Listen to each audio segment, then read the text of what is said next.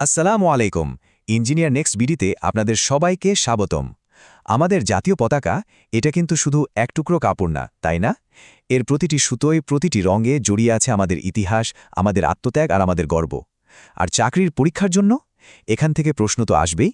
তো চলুন আজকে আমরা এই পতাকার সবচেয়ে জরুরি তথ্যগুলো একদম সহজ করে জেনে নিই, যাতে পরীক্ষায় আর কোনো কনফিউশন না থাকে। আর আমাদের আলোচনা শুরু করছি আমাদের সেই চিরচেনা মূল মন্ত্র দিয়ে, যা আমাদের সবসময় অনুপ্রেরণা যোগায়। আমাদের লক্ষ্য একটাই, কারিগরি শিক্ষাকে শক্তিশালী করা এবং ডিপ্লোমা ইঞ্জিনিয়ারদের অধিকার নিশ্চিত করা। যদি আমাদের এই মিশনের সাথে একমত হন, তাহলে এখনই চ্যানেলটি সাবস্ক্রাইব করে আমাদের সাথেই থাকুন। চলুন এবার মূল আলোচনায় যাওয়া যাক। যে কোনো কিছু ভালোভাবে জানতে হলে তো এর গোড়ার কথা জানতে হয়, তাই না? আমাদের জাতীয় পতাকারও কিন্তু একটা অসাধারণ জন্ম ইতিহাস আছে। চলুন সেই গল্পটাই আগে শুনে আসি। দেখুন, পতাকার ইতিহাসটা কিন্তু কয়েকটা গুরুত্বপূর্ণ ধাপে এগিয়েছে। একদম প্রথম ১৯৭১ সালের ২রা মার্চ ঢাকা বিশ্ববিদ্যালয়ের কলা ভবনে সম আব্দুর রব প্রথম এই পতাকাটি উত্তোলন করেন। আচ্ছা, তখন কিন্তু পতাকাটা ঠিক এমন ছিল না। শিল্পী কামরুল হাসানের করা সেই মূল নকশার মাঝখানে আমাদের বাংলাদেশের একটা সোনালী মানচিত্র ছিল। স্বাধীনতার পর ১৯৭২ সালে সেই মানচিত্রটি পতাকা থেকে সরিয়ে ফেলা হয়, আর আমরা আমাদের আজকের পতাকাটা পাই। তো ইতিহাস তো জানা হলো, এবার চলুন এর ফাইনাল ডিজাইন মানে চূড়ান্ত নকশা আর মাপের ব্যাপারে জেনে নেওয়া যাক। পরীক্ষার জন্য কিন্তু এই সংখ্যাগুলো আর তথ্যগুলো খুবই জরুরি। আচ্ছা, পতাকার ব্যাপারে সবচেয়ে কমন মানে একেবারে সহজ কিন্তু সবচেয়ে বেশিবার আসা প্রশ্ন কোনটা বলতে পারেন? হ্যাঁ, ঠিক ধরেছেন, এর অনুপাত। এটা একদম মুখস্থ করে ফেলুন। আমাদের জাতীয় পতাকার দৈর্ঘ্য আর প্রস্থের অনুপাত হচ্ছে 10:6, অর্থাৎ 10:6। আর এই যে চূড়ান্ত নকশা, এটা সরকারিভাবে স্বীকৃতি পেল কবে? তারিখটা খেয়াল রাখবেন, ১৯৭২ সালের ১৭ই জানুয়ারি।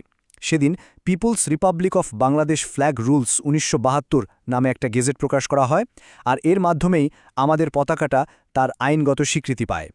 পতাকার নকশা তো জানলাম, কিন্তু এর রঙগুলো কিসের প্রতীক? ওই যে মাঝখানে লাল বৃত্ত, ওটারই বা মানে কি? একটা দেশের পতাকার নকশার পেছনে কিন্তু লুকিয়ে থাকে পুরো জাতির আত্মা আর আদর্শ। চলুন এবার সেই অর্থগুলোই খুঁজে বের করি। পতাকার এই যে গাঢ় সবুজ রং, এটা আমাদের চিরসবুজ প্রকৃতির প্রতীক, আমাদের তারুণ্যের প্রতীক। আর এর ঠিক বুকের মাঝে যে লাল বৃত্তটা দেখি আমরা, সেটা হলো উদীয়মান সূর্য, নতুন দিনের ভোরের প্রতীক।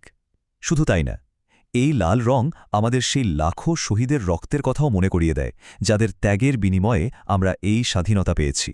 আশা করি এই তথ্যগুলো সবার বেশ কাজে লাগছে। যদি আলোচনাটি ভালো লাগে তাহলে কিন্তু অবশ্যই ইঞ্জিনিয়ার নেক্সট বিডি চ্যানেলটি এখনই সাবস্ক্রাইব করে ফেলুন। আচ্ছা, এতক্ষণ তো আমরা বেশ কিছু জরুরি তথ্য জানলাম, কিন্তু এখন আমি আপনাদের এমন একটা তথ্যের কথা বলবো যেটা পরীক্ষায় প্রায়ই একটা ট্রিকি প্রশ্ন হিসাবে আসে। আর সত্যি বলতে অনেকেই এর উত্তরটা ভুল করে। প্রশ্নটা খুব সহজ। আমাদের জাতীয় পতাকার লাল বৃত্তটা কি একদম ঠিক মাঝখানে, মানে একেবারে সেন্টারে বসানো? একটু ভাবুন তো, উত্তরটা কি হতে পারে? উত্তরটা হল না, আমাদের পতাকার লাল বৃত্তটা কিন্তু একদম কেন্দ্রে অবস্থিত নয়। অবাক হচ্ছেন? এর পেছনে কিন্তু দারুণ একটা কারণ আছে। এটা আসলে একটা অপটিক্যাল ইলিউশন, মানে চোখের ধাঁধা। বৃত্তটাকে পতাকার একেবারে মাঝখানে না রেখে পতাকার দণ্ডের দিকে হালকা একটু সরিয়ে রাখা হয়েছে। কেন? কারণ পতাকাটা যখন বাতাসে পতপত করে ওড়ে, তখন আমাদের চোখে এটাকে একদম পারফেক্ট সেন্টারে মনে হয়। চিন্তা করে দেখুন কি অসাধারণ একটা ডিজাইন কৌশল, তাই না? তাহলে চলুন পুরো আলোচনাটা একবার খুব দ্রুত রিভিশন দিয়ে নিই। পতাকার অনুপাত কত? 10:6। প্রথম কে উত্তোলন করেন? সম আব্দুর রব, ১৯৭১-এর ২রা মার্চ। ডিজাইনার কে? শিল্পী কামরুল হাসান। সরকারিভাবে গৃহীত হয় কবে? ১৭ জানুয়ারি ১৯৭২। সবুজ রং কিসের প্রতীক? প্রকৃতি ও তারুণ্যের। আর লাল রং উদীয়মান সূর্য আর শহীদের রক্তের। আর সবচেয়ে ট্রিকি পয়েন্টটা কি? লাল বৃত্তটা পতাকার সামান্য বাম দিকে বসানো। বাস, এই ছিল আমাদের জাতীয় পতাকা নিয়ে সবচেয়ে গুরুত্বপূর্ণ তথ্যগুলো, যা সবারই জানা উচিত। আমাদের পরের আলোচনাগুলো মিস করতে না চাইলে এখনই চ্যানেলটি সাবস্ক্রাইব করে বেল আইকনটা প্রেস করে রাখুন। সবশেষে আপনাদের কাছে আমার একটা প্রশ্ন রইল।